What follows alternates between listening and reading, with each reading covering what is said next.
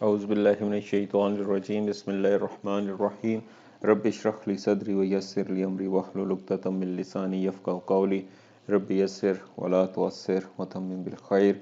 अस्सलामु अलैकुम व रहमतुल्लाहि व बरकातुहू। अच्छा, आज हमारा लीनियर कंट्रोल सिस्टम का लेक्चर नंबर है 6 और आज हम देखेंगे topic state model for non linear systems. आज हम क्या देख रहे हैं जी? State model for non linear systems. ठीक। सो नॉन लीनियर सिस्टम का हमें पता है क्या होता है कि उसमें यूजुअली हमारे पास हायर पावर्स ऑफ डेरिवेटिव्स आ जाती हैं। ठीक है, मीन स्क्वायर आ जाएगा डेरिवेटिव का, हायर पावर्स ऑफ डेरिवेटिव्स आ जाते हैं हमारे पास। ठीक है, ये प्रोडक्ट ऑफ डेरिवेटिव्स आ जाते हैं। ठीक, प्रोडक्ट ऑफ डेरिवेटिव्स आ जाएंगे आपके पास। ठीक है, सो इस तरह बहुत सारी चीज़ें हैं जिस पे हम कह सकते हैं हमारा सिस्टम नॉन लीनियर है। ठीक, सो ऐसे जो नॉन लीनियर सिस्टम्स हैं उनके लिए जो स्टेट मॉडल है वो कैसे लिखेंगे, एक एग्जांपल देखते हैं। एग्जांपल हमें क्या कहती है जी कि हमारे पास एक सिस्टम है d square y by d t square a d y by d t plus 1 plus b square y is equal to 0। ठीक है, सो अब इसमें डेरिवेटिव का तो हमारे पास कोई भी हायर पावर नहीं आई है। ठीक है, ये सेकंड डेरिवेटिव है, ये फर्स्ट डेरिवेटिव है, लेकिन ये y क्योंकि हमारे पास आउटपुट है तो आउटपुट का स्क्वायर भी आ गया और एक और मजीद प्रोडक्ट भी आ गया। सो ये हमारे पास एक नॉन लीनियर टर्म इसके अंदर आ जाती है, जिसकी वजह से हम क्या कहते हैं कि हमारे पास सिस्टम जो है वो नॉन लीनियर है। सो इसको भी करने का तरीका सिंपल वही है कि हम स्टेट वेरिएबल्स डिफाइन करेंगे। इस पहले x1 is equal to Y और इस तरीके से x2 इज इक्वल टू हमारे पास क्या आ जाएगा x1 dot is equal to y dot. ठीक है, और इस तरीके से x2 double dot is equal to हमारे पास क्या आ जाएगा वाई डबल डॉट। ठीक, सो इसको वाई डॉट नोटेशन में अगर हम लिख लें इक्वेशन को y double dot plus a y dot plus 1 plus b square y square of y is equal to 0। So अब इसको हम लिख सकते हैं x2 डॉट x2 ये सिंगल डॉट है, x2 dot is equal to which is y double dot, इसको उधर ले जाएंगे माइनस ए वाई डॉट किसके बराबर है x2 के। ठीक है, और plus 1 plus b square y किसके बराबर है x1 के, सो x1 स्क्वेयर और x1। ठीक है, सो अब ये जो हमारे पास दो इक्वेशंस आ गई। ठीक है, x1 dot is equal to एक तो ये वाली x1 dot is equal to हमारे पास x1 dot is equal to x2 और हमारे पास x2 dot is equal to ये इक्वेशंस आ गई है हमारे पास। दो इसकी स्टेट इक्वेशंस आ गई हैं, लेकिन इसके अंदर एक इशू है और वो इशू ये है कि हम इसको मैट्रिक्स की फॉर्म में नहीं लिख सकते। ठीक है, हम इसको मैट्रिक्स की फॉर्म में नहीं लिख सकते।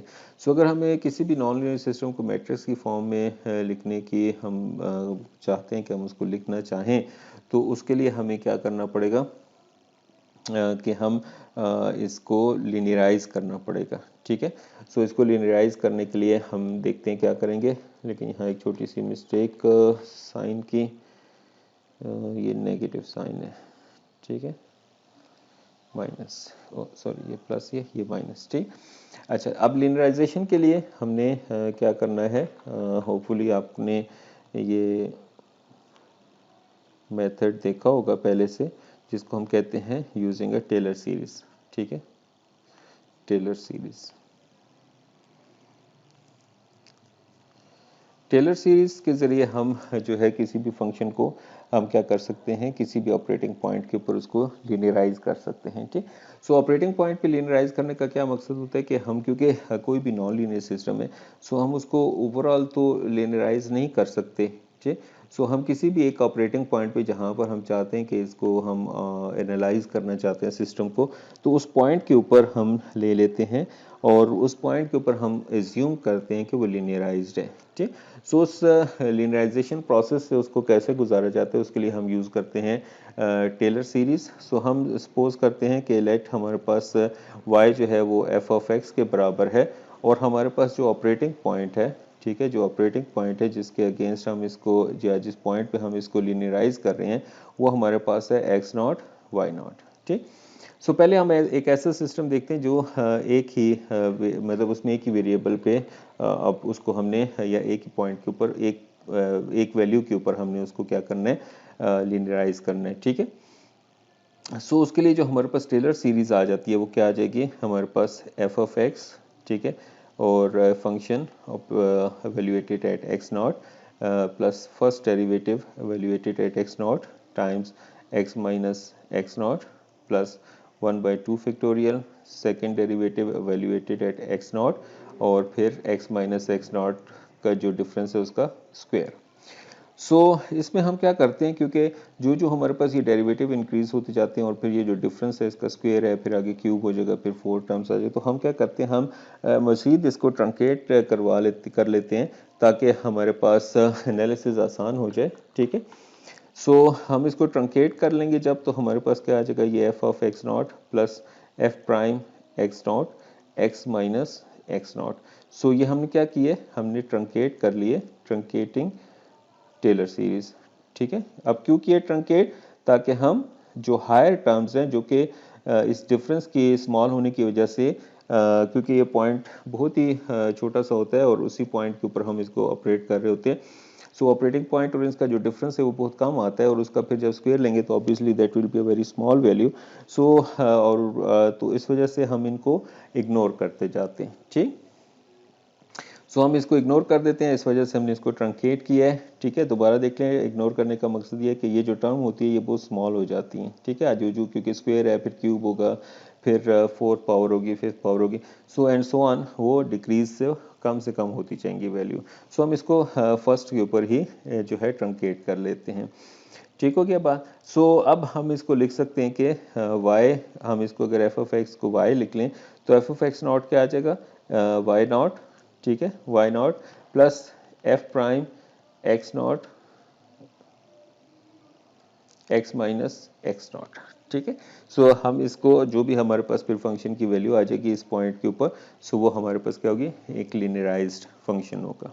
ठीक है, अब लिनियराइजेशन विद टू वेरिएबल्स अगर हम करना चाहें वो भी इतना मुश्किल नहीं है। linearization with two variables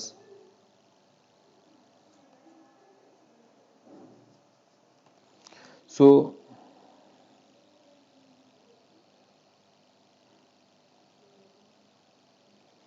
linearization हम कर रहे हैं टू वेरिएबल्स के साथ। सो हम देखते हैं कि टू वेरिएबल्स के साथ कैसे लिनियराइज होगा। इसमें हम क्या कर लेते हैं कि let z is equal to f of x comma y. ठीक है, बी या नॉन लीनियर इक्वेशन। ठीक है, हमारे पास एक नॉन लीनियर इक्वेशन है। ठीक है, हमारे पास एक ऐसा फंक्शन है जो कि नॉन लीनियर है। ठीक है, और x और y क्या है, हमारे पास दो वेरिएबल्स हैं। ठीक है, क्या है, हमारे पास टू वेरिएबल्स हैं and x not y not क्या है, हमारे पास इसका ऑपरेटिंग पॉइंट है। ठीक है, इसका क्या है जी, हमारे पास ऑपरेटिंग पॉइंट है। अब इसके अंदर हमारे पास उसी तरीके से आ जाएगा z इज इक्वल टू, या हम इसको पहले लिख लेते हैं, f of x y is equal to f of x not y not. ठीक, प्लस हमारे पास क्या आ जाएगा जी, अब क्योंकि हमारे पास दो वेरिएबल्स हैं तो ऑब्वियसली हमारे पास पार्शियल डेरिवेटिव आ जाएगा। सो एक दफ़ा हम इसको डिफ्रेंशिएट करेंगे विद रिस्पेक्ट टू एक्स। ठीक है, at the point x not y not पे, और टाइम्स हमारे पास क्या आ जाएगा, एक्स माइनस एक्स नॉट। ठीक है, प्लस फिर हमारे पास क्या आ जाएगी दूसरी टर्म, पार्शियल डेरिवेट करेंगे हम इसको with respect to y evaluated at x not y not. ठीक, और हमारे पास क्या आ जाएगा y minus y not. So obviously हम यहाँ पर डायरेक्ट ही ट्रंकेट कर रहे हैं हायर वैल्यूज़ को, ठीक। सो हम उसको ट्रंकेट कर देते हैं, तो ये हमारे पास क्या बन जाता है z, ये भी हमारे पास क्या बन जाएगा z नॉट, ठीक है। ये हमारे पास z नॉट है, ये हमारे पास z है, ठीक। सो हम इसको भी इधर ले आते हैं, z minus z not will be equal to delta f by delta x not y not पे एवेल्यूएट करेंगे इसको, और x minus x not plus delta f by delta y evaluated at x not y minus y not, ठीक। So इसको हम थोड़ा सा simplify करके भी लिख सकते हैं। इसको अगर हम मैं लिख दूँ डेल्टा z, ठीक है, मीन्स सॉरी, इसको अगर मैं लिख दूँ डेल्टा z, और इसको नाम दे देता हूँ कि मैं k1 का, और इस डेरिवेटिव को नाम दे देता हूँ k2 का, ठीक। सो ये मेरे पास क्या आ जाएगा k1 x minus x not plus plus k2 y minus y not, ठीक। सो ये हमारे पास आ गया। अच्छा, अब क्योंकि हमें मैट्रिक्स चाहिए ना, सिस्टम मैट्रिक्स चाहिए जिसको हम एनालाइज कर सकें। बेसिकली तो हमारे पास ए मैट्रिक्स ज़्यादा काम का है, ऑब्वियसली बी और सी डी सारे हमारे काम के होते हैं, लेकिन फॉर द टाइमिंग हम सिर्फ देख रहे हैं कि हम इसमें से सिस्टम मैट्रिक्स को कैसे निकाल लें, ठीक है। अच्छा, तो डेल्टा जेड को अब इसको हम अगर मैट्रिक्स की फॉर्म में लिखें, ठीक है, सो ये क्या आ जाएगा k1 k2, हमारे पास क्या आ जाएगा डेल्टा एक्स डेल्टा वाई, ठीक होगी बात जी, सही। सो ये हमारे पास क्या आ गया, हमारे पास k1 k2 एक मैट्रिक्स बन जाएगा, और डेल्टा एक्स डेल्टा, अगर इसको हमने स्टेट स्पेस फॉर्म में लेके जाना है तो हमें इसको स्टेट वेरिएबल्स ऑब्वियसली डिफाइन करने की ज़रूरत है, ठीक है बात जी। सो ये हमारे पास डेल्टा z आ गया, ठीक। इसको हम लिख सकते हैं delta z is equal to, एक और नोटेशन डिफाइन करते हैं, j x not y not, ठीक है। अब j क्या है, ये जो हमारे पास एक वेक्टर बन गया, ये मैट्रिक्स हमारे पास आ गया, ठीक। और यहाँ पर हमारे पास क्या आ जाएगा डेल्टा x डेल्टा y, ठीक।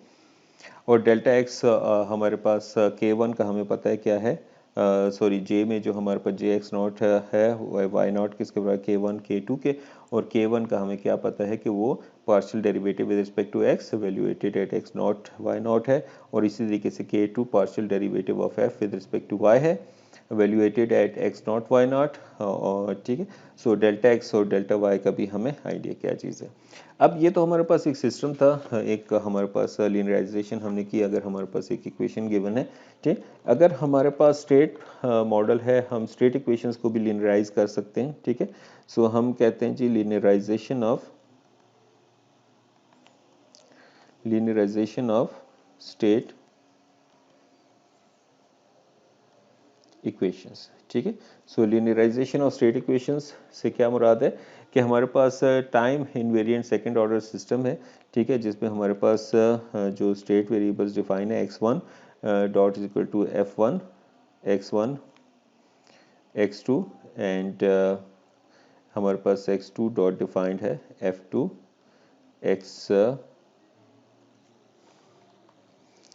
x1 और x2, ठीक है।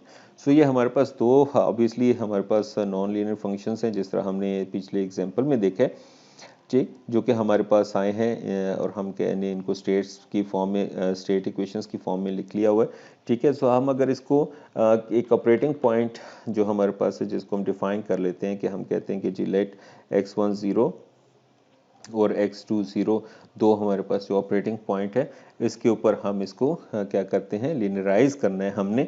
सो हम इसको उसी तरीके से लिखते जाएंगे डेल्टा x1 डॉट और डेल्टा x2 डॉट, ठीक। हमारे पास आ जाएगा जिसको हमने अभी ऊपर डिफाइन किया, अभी जे एक variable function sorry x1 0 x2 0 से, और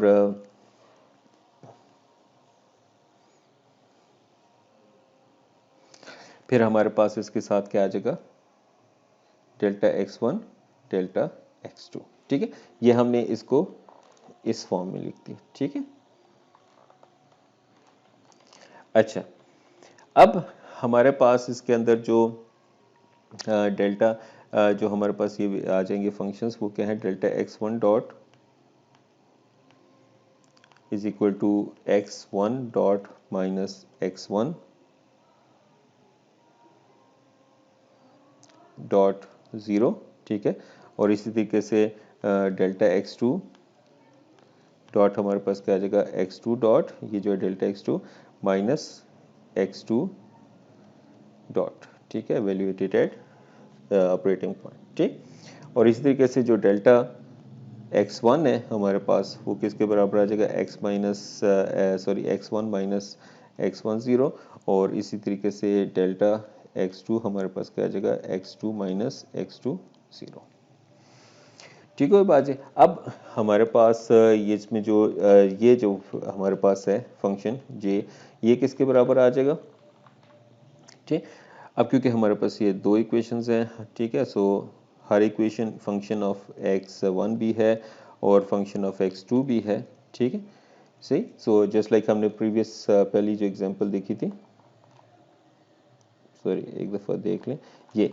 ठीक है, सो हमारे पास x1 function of x1 x2 और x1 है। x1 ऑब्वियसली यहाँ 0 है, और इसी तरीके से x2 जो है वो हमारे पास फंक्शन ऑफ x2 और x1 है। ठीक, सो ये हमारे पास इस तरह से दो स्टेट इक्वेशंस हैं। ठीक, सो इस वजह से हमारे पास jx1 0 और jx2 0 हमारे पास क्या बन जाएगा, सिंपली हमारे पास इसको हम लिख सकते हैं k1 k2 k3 k4।